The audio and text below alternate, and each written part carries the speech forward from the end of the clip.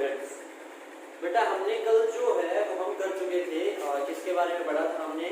Electron की discovery के बारे में हम कर चुके। हमने प्रोटॉन की डिस्कवरी के बारे में भी पढ़ लिया था कि प्रोटॉन और इलेक्ट्रॉन का डिस्कवरी जो है वो कैसे हुआ। लेकिन मैंने आपको बताया था कि न्यूट्रॉन तो अभी कोसों दूर है, क्योंकि हम कब का एरा पढ़ रहे हैं? हम पढ़ रहे हैं तब की बात जब 19th सेंचुरी चल रही थी। तो न्यूट्रॉन तो कब आया था? 20th सेंचुरी में, 1932 में आया था। इसका मतलब तब तक हमें किसकी नॉलेज नहीं थी? न्यूट्रॉन के बारे में। हाँ, हम इलेक्ट्रॉन और प्रोटॉन के बारे में जानते थे। तो हुआ कुछ यूं कि हम तो एटम के सब एटॉमिक पार्टिकल्स के बारे में पढ़ रहे थे, इलेक्ट्रॉन पता चल चुका है, प्रोटॉन हमें पता चल चुका है। तो बेटा साइंटिस्ट ने क्या किया, जितने भी थे वहां पे, उन्होंने क्या किया, इलेक्ट्रॉन और प्रोटॉन को लेकर के एटम के स्ट्रक्चर के बारे में, एटम को सोचने लगे कि एटम कैसा होगा, कैसा दिखता होगा, और इसको कहा गया एटॉमिक मॉडल। तो इसका मतलब आज हम जो पढ़ने वाले हैं वो क्या है? दो काफी इंपॉर्टेंट एटॉमिक मॉडल्स हैं, उनके बारे में हम बात करेंगे। तो आज का जो टॉपिक रहेगा वो क्या होगा हमारे पास? एटॉमिक मॉडल्स के बारे में। तो बेटा इन 1890 जो सबसे पहले मैं मॉडल की बात कर रहा हूँ, वो मॉडल दिया गया था किसके द्वारा? जे थॉमसन के द्वारा, जिसको क्या कहा जाता है? जे थॉमसन एटॉमिक मॉडल कहा जाता है। ये मॉडल प्रपोज किया गया था 1898 के। अब जे थॉमसन ने क्या कहा वो देखो। अब 1898 के अंदर मतलब क्या किया जे थॉमसन ने? एक एटम का मॉडल दिया और क्या बोला कि पूरा एटम इज क्या होता है? पूरा का पूरा एटम बना होता है किसका? एक पॉजिटिव चार्ज का। ध्यान दो बात पे, ऐसा नहीं है कि अंदर पॉजिटिव चार्ज। उसने क्या बोला कि पूरा एटम ही किसका बना होता है? पॉजिटिव चार्ज का। और इसके अंदर क्या होते हैं? इलेक्ट्रॉन धसे होते हैं। पहले बड़ी बात है, क्या बोला कि एटम सबसे पहली बात तो स्फेरिकल होता है। सबसे पहली बात क्या बोला कि एटम इज स्फेरिकल, और पूरा का पूरा जो स्फीयर होता है वो किससे बना होता है? पॉजिटिव चार्ज से बना होता है। और इलेक्ट्रॉन्स क्या होते हैं इसमें? एम्बेडेड होते हैं। एम्बेडेड का मतलब क्या होता है? इलेक्ट्रॉन्स को इसमें यूं घुसा जाता है, ठीक है ना, घुस दिया जाता था इलेक्ट्रॉन्स को। तो कुछ ऐसा एक मॉडल बना करके हमारे सामने रखा। अब क्या था थॉमसन मॉडल? जे थॉमसन ने जो मॉडल दिया था वो क्या था? जे थॉमसन ही प्रोपोज्ड, उसने क्या बताया? That atom is spherical. Atom is spherical. Atom क्या है? स्फेरिकल शेप का।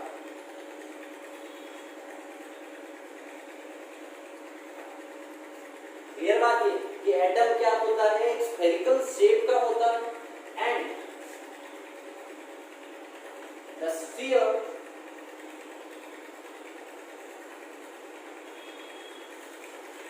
Is made of positive charge. कि पूरा का पूरा स्फीयर ही क्या होता है? पॉजिटिव चार्ज का बना होता है। जैसे ये बॉल मान लो आप, तो पूरा बॉल का जो बेटा कवर है ना, वो तो किसका बना हुआ है? फुटबॉल का जो बाहर का कवर है वो तो बना हुआ है पॉजिटिव चार्ज का। और उसके अंदर जो खाली जगह है उसमें क्या रखे हुए हैं? जगह जगह पे इलेक्ट्रॉन रखे हुए हैं। एंड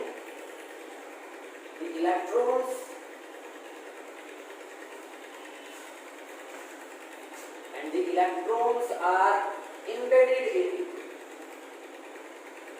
और इलेक्ट्रॉन्स को क्या किया गया है? इसके अंदर ठूस रखा है। और क्या बोला? इस मॉडल के काफी सारे नाम और भी आए। जैसे इस मॉडल को कहा गया बेटा प्लम-पडिंग मॉडल, या फिर इसको नाम दिया गया किसका? वाटरमेलन, तरबूज जिसको हम बोलते हैं ना, वाटरमेलन मॉडल। और क्या बोला कि वाटरमेलन में जो बाहर का जो पोर्शन होता है, जो ग्रीन कलर आपको दिखाई देता है, बोला कि सर वो तो पॉजिटिव चार्ज, और जो उसके क्या होते हैं? बीज होते हैं, वो क्या है? इलेक्ट्रॉन्स हैं, वो क्या है? Negative charge. तो ये मॉडल किसके द्वारा दिया गया? जे थॉमसन के द्वारा। क्या बोला कि एटम जो होता है वो स्फेरिकल शेप में होता है, उसका पूरा स्फीयर पॉजिटिव चार्ज का बना होता है, मास कहीं एक जगह पे नहीं होता। आज तो हमें नॉलेज है, आज तो हमें पता है, 10वीं में पढ़ चुके हैं, 9th 8th में पढ़ चुके हैं कि अंदर न्यूक्लियस होता है। लेकिन तब तो किसी को नहीं पता था, और हम तो तब की बात कर रहे हैं जब किसी को नहीं पता था कि क्या हो रहा है। जो साइंटिस्ट तब सोच रहे थे हम वो पढ़ रहे हैं। क्लियर है ना बात? तो क्या हो रहा था कि एटम जो होता है वो स्फेरिकल शेप का बना होता है, पॉजिटिव चार्ज का बना होता है बाहर से, और इलेक्ट्रॉन्स क्या होते हैं इसके अंदर घुसे हुए होते हैं। और क्या क्या प्रॉपर्टीज बताए। एक ये बात बोली गई कि atom is electrical neutral, atom is electrically neutral. Atom क्या होता है? इलेक्ट्रिकली न्यूट्रल होता है। इसका मतलब क्या था बेटा कि उस पर किसी भी टाइप का क्या होता है, चार्ज नहीं होता। दैट मीन्स पॉजिटिव चार्ज, या फिर हम जिसको क्या कहते हैं, प्रोटॉन कहते हैं। नंबर ऑफ किसके, प्रोटॉन के इक्वल किसके था, वो नेगेटिव चार्ज। क्योंकि अगर इक्वल नहीं होगा तो या तो प्लस बढ़ जाएगा या माइनस बढ़ जाता है, तो वो तो चार्ज हो गया। और इसने बोला कि एटम क्या होता है, इलेक्ट्रिकली न्यूट्रल होता है, उस पर जीरो चार्ज पाया जाता है। और जीरो चार्ज कब होगा, जब पॉजिटिव चार्ज जितना हो उतना ही क्या हो, वहां पे नेगेटिव चार्ज हो। नेगेटिव चार्ज क्या था, नंबर ऑफ किसके थे, इलेक्ट्रॉन। तो क्या बोला कि number of proton is equal to number of किसके, इलेक्ट्रॉन। एक और बात बोली गई कि whole of the mass, most of the mass, not sorry, most of the मास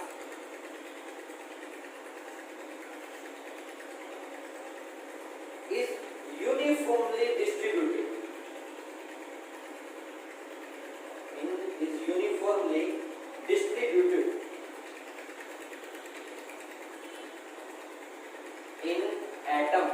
क्या बोला कि पूरा जो मास होता है, एक थॉमसन का मॉडल था, और क्या कहा कि पूरे एटम का जो वजन है वो पूरे एटम में ही फैला हुआ, वो कहीं एक जगह पे नहीं था। क्या पॉइंट था कि मोस्ट ऑफ द मास, लगभग जो मास है वो यहाँ पे क्या है, डिस्ट्रीब्यूटेड है, पूरे एटम में भरा हुआ है। ऐसा नहीं है कि अंदर है या यहाँ है या यहाँ है, ऐसा कुछ नहीं होता। पूरा जो है एटम है उसका मास जो है वो उसी पूरे एटम में ही क्या था, मतलब डिस्ट्रीब्यूटेड है, पूरे एटम में बराबर बराबर जो है वो इक्वली या यूनिफॉर्मली क्या हुआ है, बंटा हुआ है। तो ये मॉडल दिया गया था किसके द्वारा, जे थॉमसन के द्वारा, इसको प्लम पुडिंग या वाटरमेलन मॉडल भी हम बोलते थे। लेकिन बेटा बाद में इस मॉडल को क्या कर दिया गया, गलत कर दिया गया। और वो किसने वो काम किया था, किसने, रदरफोर्ड। पहले ये एक्सेप्टेड था, पहले ऐसा माना गया कि हाँ इलेक्ट्रिकली न्यूट्रल है, पूरा मास ऐसा होता है, पूरा ऐसा ही कोई एटम होता होगा, ऐसा ही दिखता होगा। लेकिन कुछ ही सालों के अंदर एक और साइंटिस्ट आए जिनका नाम क्या था, रदरफोर्ड। और उन्होंने, रदरफोर्ड के बारे में मैं आपको थोड़ा बता दूं, रदरफोर्ड काफी बेटा ग्रेट साइंटिस्ट है, जिनकी खुद की क्या थी, कंपनी थी, किन चीजों की, रेडियो एक्टिव सब्सटेंस की। जानते हो रेडियो एक्टिव चीजें क्या होती है, पढ़ा होगा 10th क्लास में कि कुछ ऐसे सब्सटेंस होते हैं जिनमें अपने आप क्या निकलती है, एनर्जी पार्टिकल्स, जिनमें अपने आप से क्या निकलते हैं, पार्टिकल्स निकलते हैं एनर्जी को लेकर के। उनको क्या कहा जाता है, रेडियो एक्टिव सब्सटेंस कहा जाता है। ठीक है ना, आया था शायद सोलर एनर्जी वाले चैप्टर के अंदर।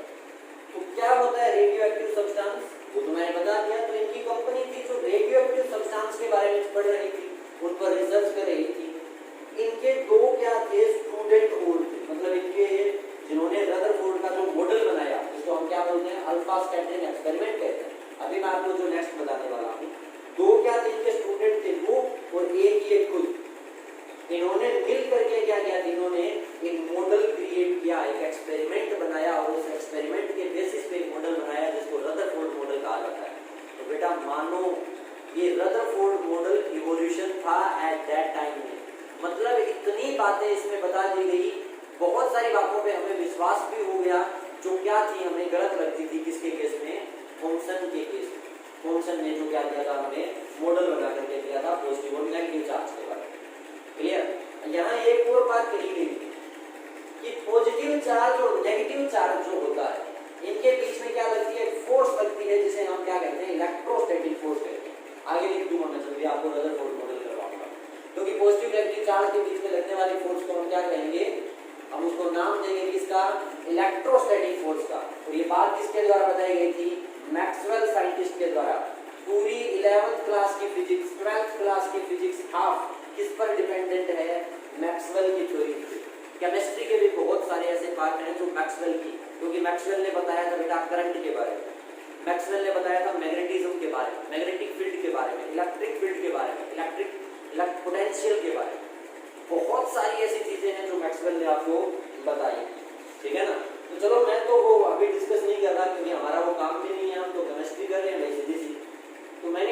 भी करवाया था किसके बारे में, एटॉमिक मॉडल्स के बारे में, जिसमें सबसे पहला मॉडल किसने प्रपोज किया था, वो था जे थॉमसन के द्वारा। और उसने कुछ इतना सा क्या किया, ये तो मॉडल हमारे सामने रखा। तो दूसरे क्या थे, दूसरे साइंटिस्ट थे जिनका नाम क्या था, रदरफोर्ड था। उनके दो और क्या थे, मित्र थे, जिनमें से एक का नाम शायद कीगर और दूसरे का अर्नस्ट मैडिसन था, अर्नस्ट मैडिसन। तो इन दोनों ने मिलके और रदरफोर्ड ने मिलके एक एक्सपेरिमेंट किया था। तो हम नेक्स्ट वही पढ़ने वाले हैं जिसका नाम है रदरफोर्ड्स अल्फा स्कैटरिंग एक्सपेरिमेंट। तो देखिए जरा,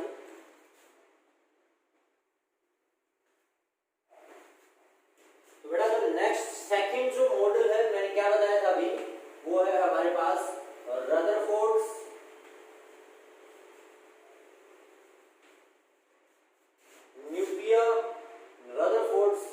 न्यूक्लियर मॉडल ऑफ एटम।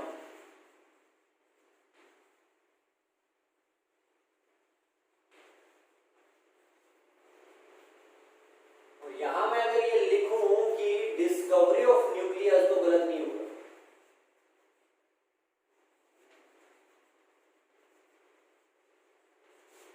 क्यों? क्योंकि इलेक्ट्रॉन प्रोटॉन हुआ था, मैं बताया था, मैंने एक इलेक्ट्रॉन क्या आता है, लेकिन मैंने अब तक आपको कोई भी एटॉमिक मॉडल नहीं बताया, न्यूक्लियस का जिक्र ही नहीं किया। तो रदरफोर्ड वो फर्स्ट थे जिन्होंने क्या किया था, एटॉमिक न्यूक्लियस के बारे में, कि एटम के अंदर जो न्यूक्लियस पाया जाता है उसके बारे में हमें क्या किया, कंप्लीट इंफॉर्मेशन दिया था। न्यूक्लियस में क्या होता है इसके बारे में भी काफी हद तक हमें जानकारी दी गई। मास कहाँ प्रेजेंट होता है, एटम कितना बड़ा होता है, कितना छोटा होता है, इलेक्ट्रॉन कहाँ होते हैं, ये सारी बातें रदरफोर्ड के एक्सपेरिमेंट ने प्रूव कर दी। और रदरफोर्ड ने जो एक्सपेरिमेंट किया था उसे कहा जाता है बेटा अल्फा स्कैटरिंग एक्सपेरिमेंट। उसे क्या बोलते हैं, अल्फा स्कैटरिंग एक्सपेरिमेंट। सबसे पहले तो हम बात कर लेते हैं किसके बारे में, अल्फा स्कैटरिंग के बारे में। अब बात यह है कि अल्फा पार्टिकल स्कैटरिंग या फिर अल्फा पार्टिकल क्या होता है। बेटा अल्फा पार्टिकल कहा जाता है न्यूक्लियस ऑफ हीलियम। हालांकि ये बात हमें अब पता है, क्योंकि न्यूक्लियस तो हमें अब जाकर के पता चलेगा, वो पहले थोड़ी ना न्यूक्लियस बता देते कि हमने न्यूक्लियस को ही अल्फा पार्टिकल मान लिया और उसको बम्बार्डमेंट करवाई, यूं छोड़ा गया बहुत स्पीड से जाकर के। किस पर छोड़ेंगे, बात करेंगे हम उसके बारे में। मतलब न्यूक्लियस ऑफ हीलियम तो हम आज कहते हैं, तब मैंने बताया था ना कि इनकी खुद की कंपनी थी, वो रेडियो एक्टिव सब्सटेंस के बारे में पढ़ रहे थे। तो उन्होंने क्या कहा कि अल्फा पार्टिकल हम उसे कहेंगे जिसका एटॉमिक मास तो कितना होगा 4, और एटॉमिक मास नंबर तो कितना होगा 4, ठीक है ना। तो यहां लिख देता हूं, जिसका मास तो आपको कितना मिलेगा 4 मिलेगा, और जिस पे चार्ज आपको कितना मिलेगा प्लस का 2 मिलेगा। उन पार्टिकल्स को क्या कहा गया, अल्फा पार्टिकल्स कहा गया। तो अल्फा पार्टिकल क्या होते हैं, जिनका मास नंबर कितना होता है बेटा 4, और जिनका चार्ज जिन पे चार्ज कितना पाया जाता है प्लस का 2 पाया जाता है।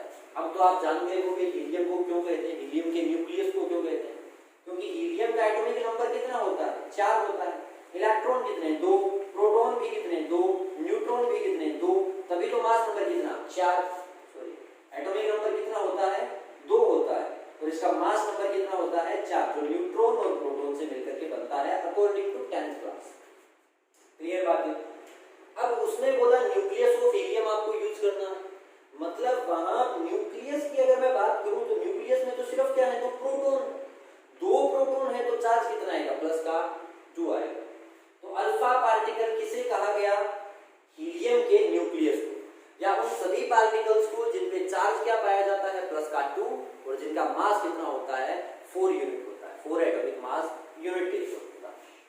अब ये पूरा एक्सपेरिमेंट क्या है वो देखो, उन्होंने क्या किया, एक ऐसा सोर्स लिया, ये क्या लिया, एक सोर्स लिया जिसमें से क्या निकल रहे थे, अल्फा पार्टिकल्स निकल रहे थे। बताया था रेडियो एक्टिव एक्सपेरिमेंट कर रहा था बंदा, तो रेडियो एक्टिविटी के चलते उसने कुछ ऐसी रेज ली, ऐसे रेडियो एक्टिव सब्सटेंस लिए जिनमें से अल्फा पार्टिकल्स क्या हो रहे थे, निकल रहे थे। और यहां कर लिया क्या किया, एक ना गोल्ड की पतली सी फॉइल यूज, फॉइल का मतलब पत्ती, ठीक है ना, बिल्कुल पतली सी पत्ती यूज की, और वो भी किसकी, गोल्ड की। तो हमने इसको क्या कहा, गोल्ड फॉइल यूज किया। गोल्ड ही क्यों यूज किया, अब अल्फा पार्टिकल कोई पार्टिकल ही तो है छोटा सा। मैं बोलूँ इतना बड़ा, मान लो लोहे की बनी कोई पत्ती है, अब पार्टिकल आया इसमें से, जरूरी थोड़ी है वो इसको पार करके निकल जाए, क्यों? इसकी थिकनेस है, मोटाई। लेकिन अगर मैं पतला सा पतला, कागज से भी पतली अगर चीज लेता हूँ तो 100% वो पार्टिकल उसको क्या करेगा, पार होकर के निकल जाएगा। बस वो इसी पर क्या कर रहे थे, एक्सपेरिमेंट कर रहे थे। अपना उनका पूरा एक्सपेरिमेंट जो था वो इसी पर बेसिस था। तो अब ना गोल्ड की उन्होंने जो फॉइल ली, उसकी जो क्या रखी, उसके चारों उन्होंने एक फ्लोरोसेंट स्क्रीन को क्या किया, यूज किया। ये क्या है, एक फ्लोरोसेंट स्क्रीन है जो जिंक सल्फाइड की बनी हुई है, बता चुका हूं मैं ये पहले।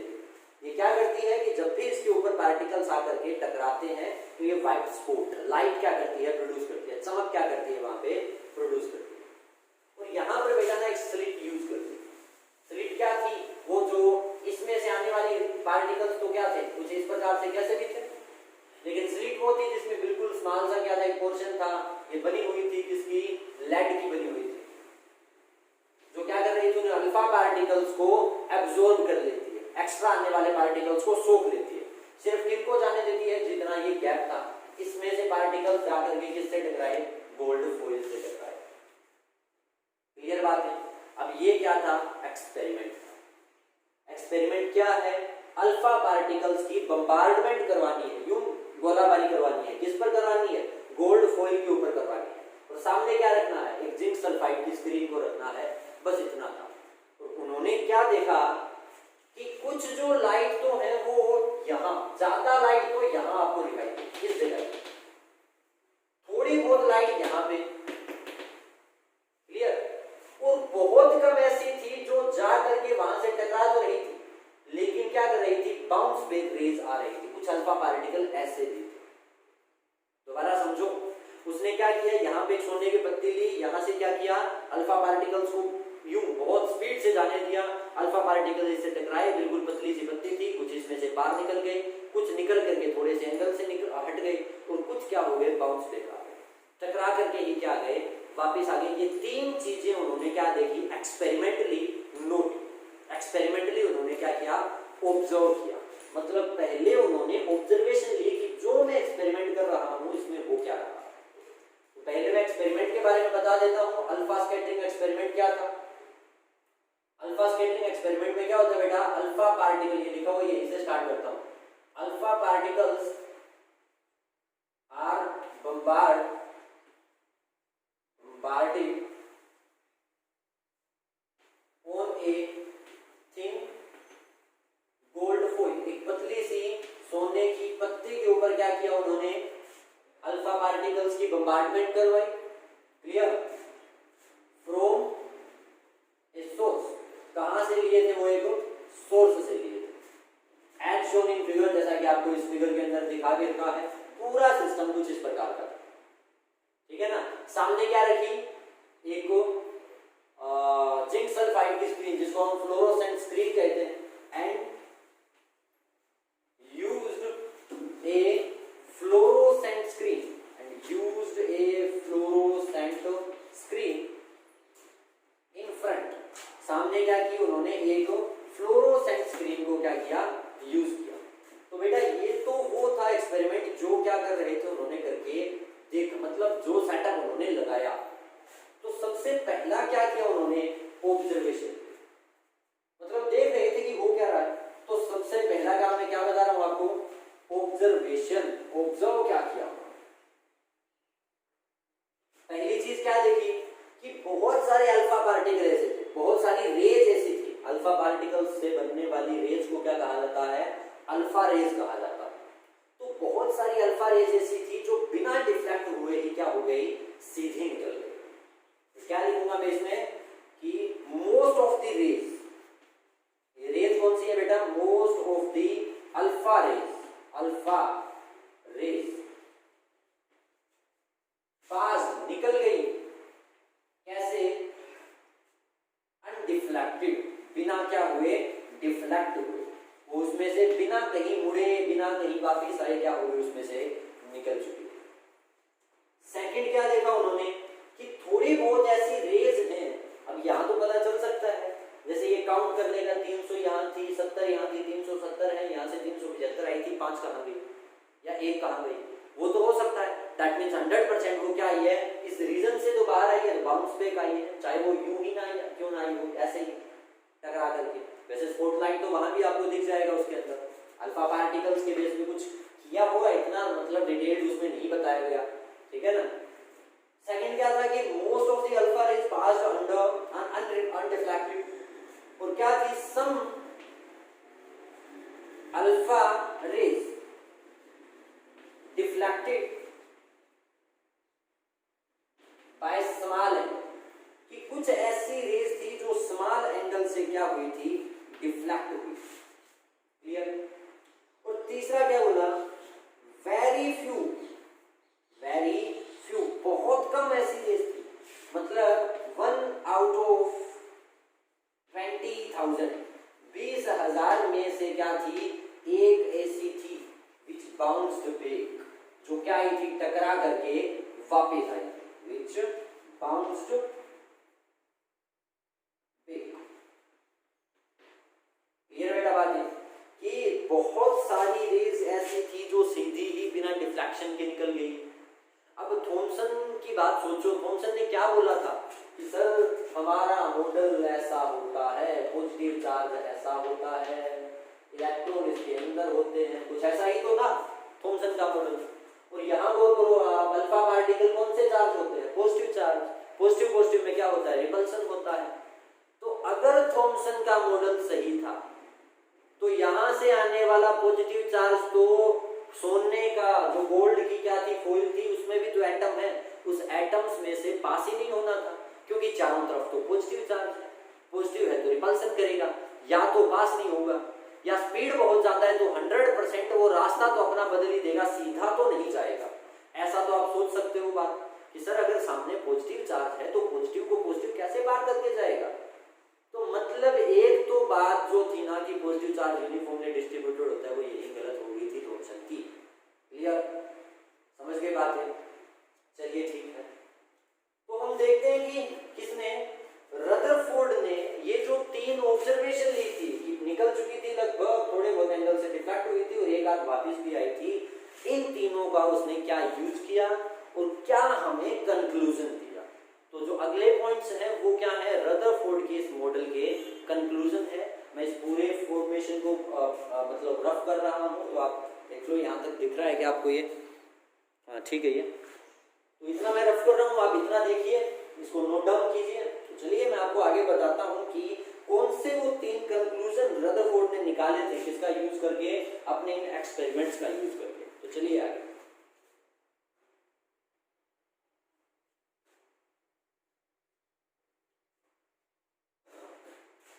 तो बेटा मैं आपको क्या बता रहा था, मैंने आपको 3 जो है वो ऑब्जर्वेशन बताई थी रदरफोर्ड के मॉडल की।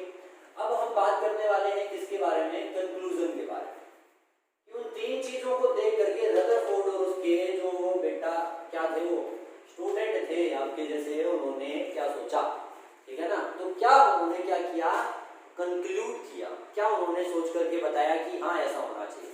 अब ये तो आप खुद ही दिमाग लगा लोगे कि अगर लगभग पार्टिकल्स, लगभग रेज उसमें से बिना डिफ्लेक्ट हुए निकल गई, इसका मतलब सामने कोई चीज टकराई नहीं। बॉल आ रही है, बॉल टकराएगी तो रास्ता मुड़ेगा, कुछ टकराएगा नहीं तो सीधी निकल जाएगी। सेम तो उसमें हो रहा था। इसका मतलब 100% जो क्या था, गोल्ड का एटम है, उस एटम में खाली जगह है, उस खाली जगह के अंदर से क्या निकल गए, अल्फा पार्टिकल्स के जो न्यूक्लियस अल्फा पार्टिकल्स थे वो क्या हो गए, निकल गए। तो इसका मतलब मोस्ट ऑफ दिस, पहला कंक्लूजन क्या था, most of the space in atom, atom में क्या होता है, जो लगभग स्पेस है वो क्या है, एम्प्टी। पहली बात तो उसने ये कंक्लूड, समझ में आई बात है कि लगभग जो स्पेस है वो एटम में क्या है, खाली है, तभी वो अनडिफ्लेक्टेड निकल चुके थे। अब दूसरा क्या देखा, दूसरा और तीसरा दोनों पॉइंट एक साथ देखो। सेकंड और थर्ड में क्या देखा उसने कि कुछ पार्टिकल्स टकरा करके वापस आ रहे हैं, थोड़े से एंगल से क्या हो रहे हैं, चेंज हो रहे हैं। अब बेटा अल्फा पार्टिकल क्या होता है, पॉजिटिवली चार्ज होता है, अंदर 100% क्या होगा, पॉजिटिव चार्ज होगा, तभी तो क्या होगा, डिफ्लेक्शन होगा, तभी तो वो एंगल से चेंज होंगे। लेकिन सभी तो नहीं हुई थी चेंज, बहुत सारी तो पास हो गई थी। इसका मतलब थॉमसन ने जो बोला कि हर जगह पॉजिटिव चार्ज होता है, ऐसा नहीं है। पॉजिटिव चार्ज क्या है, एक ही जगह पे है और हर जगह पे उसका क्या है, मास भी नहीं है। अब एक अल्फा पार्टिकल को, एक प्रोटॉन से भारी होता है अल्फा पार्टिकल, ठीक है ना। तो अगर प्रोटॉन एक आता उसके हिस्से, अल्फा पार्टिकल आता उसके सामने, तो क्या होता कि क्या पता वो बहुत ज्यादा टकराता, थोड़ा बहुत एंगल चेंज करता, लेकिन बाउंस बैक भी तो हुआ था।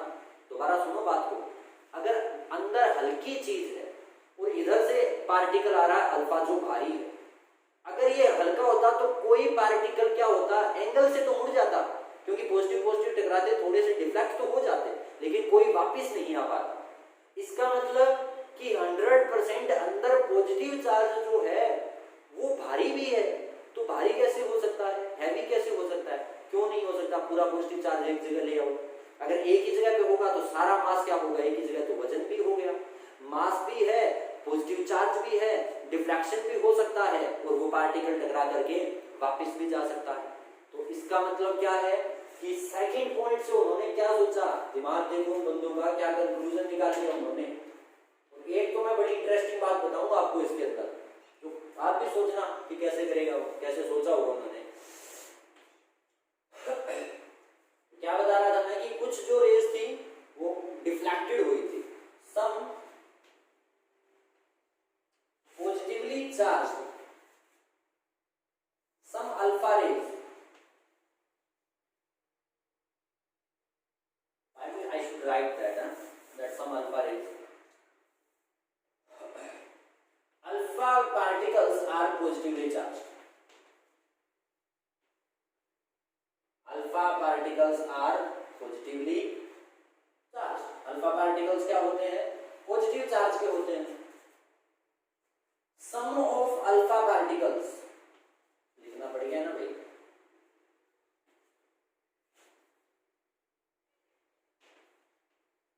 deflected by small angle showing that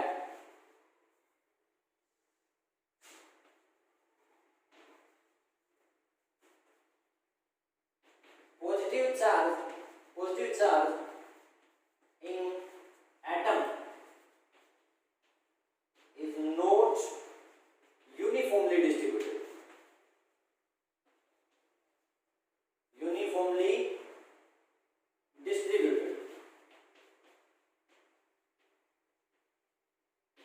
although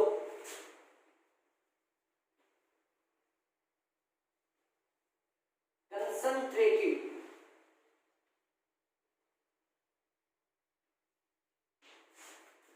at a small region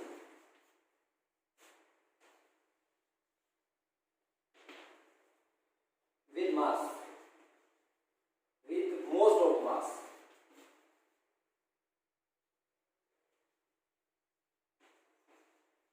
mass of atom। क्या बोला मैंने कि अल्फा पार्टिकल्स क्या होते हैं, पॉजिटिव चार्ज होते हैं। सम ऑफ द अल्फा पार्टिकल्स क्या है, डिफ्लेक्ट हुए थे थोड़े से एंगल से। तो वो क्या बता रहे हैं, वो ये बता रहे हैं that positive charge in atom, कि एटम के अंदर जो पॉजिटिव चार्ज है वो हर जगह पे यूनिफॉर्मली डिस्ट्रीब्यूटेड नहीं है। वो क्या है, वो स्मॉल रीजन के अंदर क्या हुआ है, एक स्मॉल रीजन, थोड़े से रीजन के अंदर, जिसको हम न्यूक्लियस बोलते हैं, वहां पे वो रखा गया है, कंसंट्रेटेड है, और लगभग मास भी क्या है वहां पे कंसंट्रेटेड। इसके बाद एक थर्ड पॉइंट और बोला उसने, एक्सपेरिमेंटली उसने क्या देखा, the size of atom is 10 to the power minus 10 meter, while the size of positive charge region is 10 to the power minus 15 metre. ध्यान दो कितना हो गया, 10 लाख गुना छोटा हो गया। अब ये बोलता है कि अगर इसने एक्सपेरिमेंटली देखा कि इतना ज्यादा फर्क है किसके अंदर, कि ये बोल रहा था ना थॉमसन की मास तो हर जगह होता है और चार्ज भी हर जगह होता होता है, लेकिन नहीं है। मास और चार्ज हर जगह नहीं है, उल्टी का इतना ज्यादा फर्क है कि अगर इतना बड़ा क्या है आपके पास एक क्या नोट इतना बड़ा 10 की पावर माइनस 10 मीटर, 10 की पावर माइनस का 10 मीटर क्या है अगर आपके पास अगर साइज है किसका एटम का, तो 10 की पावर माइनस का 15 मीटर क्या होगा उस पॉजिटिव चार्ज का साइज है। तो बेटा ये मैं बताऊं आपको कितना गुना छोटा हो गया, 10 लाख गुना ज्यादा छोटा क्या होता है न्यूक्लियस होता है, किससे एटम के साइज से। अब ये सारी बातें किसने बताई, रदरफोर्ड ने बताई, और ये उसने क्या बनाए थे रदरफोर्ड ने, जो भी हमारे सामने रखे ये सारे क्या थे उसके कंक्लूजन थे। तो अब क्या बचता है, ऐसे इधर का स्पेस यूं छोड़ के आगे लिख देना था, ये दिख तो रहा है ना आपको। तो अब जो चीजें बचती है वो हमारे पास क्या है, रदरफोर्ड ने क्या बताया कंक्लूजन तो बता दिया, तो अब उसने एक एटॉमिक थ्योरी रखी। तो लास्ट जो हमारा पॉइंट है वो क्या है एटॉमिक थ्योरी के बारे में, कि उसने कौन सी थ्योरी हमारे सामने रखी। तो चलिए हम थ्योरी पे चलते हैं कि उसने क्या हमें प्रपोज्ड दिया था। तो बेटा नेक्स्ट है ना वो क्या है, लास्ट पॉइंट है इसका, वो है Rutherford's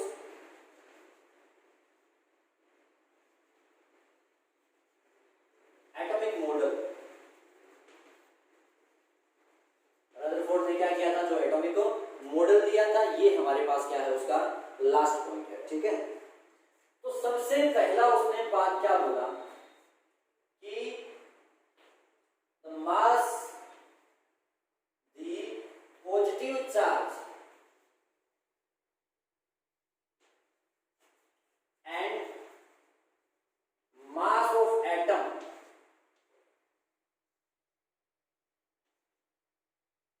is concentrated in small region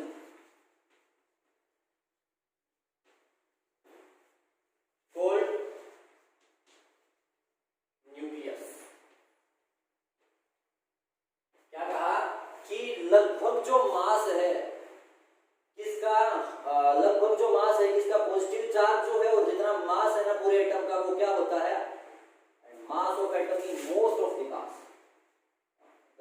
positive charge and most of the मास। पूरा मास नहीं होता क्योंकि बेटा इलेक्ट्रॉन बाहर होते हैं, पूरा मास न्यूक्लियस में नहीं होता, लेकिन न्यूक्लियस इलेक्ट्रॉन का मास मैं बहुत कम लेता हूं इसलिए मोस्ट ऑफ लिख देता हूं। तो most of the mass of atom is concentrated, एक जगह पे रखा गया एक छोटे से एरिया के अंदर न्यूक्लियस, जिसको हम क्या बोलते हैं न्यूक्लियस बोलते हैं। इसके बाद सेकंड पॉइंट क्या बोला कि जो इलेक्ट्रॉन्स होते हैं वो एटम के अंदर न्यूक्लियस के चारों ओर क्या करते हैं चक्कर लगाते हैं, ठीक है ना। The electrons moves around nucleus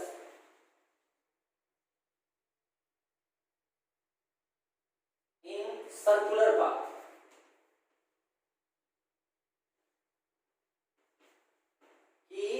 electron होते हैं वो न्यूक्लियस के चारों ओर क्या करते हैं सर्कुलर पाथ में चक्कर लगाते हैं एज अवर सोलर सिस्टम। जैसा कि क्या है हमारा सोलर सिस्टम है, सोलर सिस्टम में क्या है सन को न्यूक्लियस मान लो, जितने भी हमारे पास क्या है ग्रह हैं प्लैनेट्स हैं उनको आप क्या कर लो इलेक्ट्रॉन मान लो, तो उनका क्या है उसका एक ऑर्बिट है, उस सोलर सर्कुलर पाथ को हम क्या बोलते हैं ऑर्बिट बोलते हैं, जिसमें क्या करता है इलेक्ट्रॉन न्यूक्लियस के चारों ओर क्या करता है चक्कर लगाता है। अब जो तीसरी बात है यहाँ एक दिमाग में अगर बात आ जाए ना तो सोच लेना मेरे कहने से पहले ये तो समझ लेना जीनियस हो बेटा। तीसरा जो पॉइंट है वो क्या है,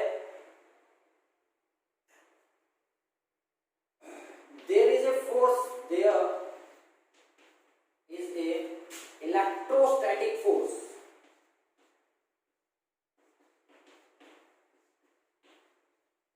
between BTW between electron and nucleus। और हम इस न्यूक्लियस को अभी तक तो क्या बोल सकते हैं प्रोटॉन भी बोल सकते हैं, ठीक है ना। कि यहाँ क्या लगती है एक इलेक्ट्रोस्टैटिक फोर्स ऑफ अट्रैक्शन लगती है इलेक्ट्रॉन के बीच में और किसके बीच में न्यूक्लियस के बीच में। समझ में आई बात है। तो मैंने कहा था एक बात सोच लेना वो ये है गौर करो, एक्सपेरिमेंट था अल्फा स्कैटरिंग का, जिससे चलो बहुत सारी बातें पता चल गई। इस पॉइंट को पढ़ो जरा, the electron moves around the nucleus in circular path, कि इलेक्ट्रॉन जो है वो क्या करता है, सर्कुलर पाथ में इलेक्ट्रॉन जो है वो न्यूक्लियस के चारों ओर कुछ इस प्रकार से क्या करता है, चक्कर लगाता है।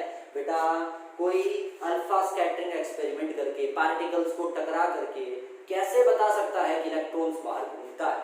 हाँ, ये बता सकता है इलेक्ट्रॉन यहाँ है, ऐसा बताया जा सकता है कि इलेक्ट्रॉन यहाँ नहीं, उतनी दूर पे रखा गया है, इतना अंदर रखा गया है, इतने इलेक्ट्रॉन एक साथ रहते हैं, इतने इलेक्ट्रॉन दूर रहते हैं, सब कुछ बता सकते हैं। लेकिन इस बात का कैसे पता चले कि इलेक्ट्रॉन क्या करता है, उसके चारों ओर चक्कर लगाता है? इस बात को हम कैसे क्या करेंगे, प्रूफ करेंगे? तो ये तो मैं आपको चलो जाते जाते बता ही जाता हूं।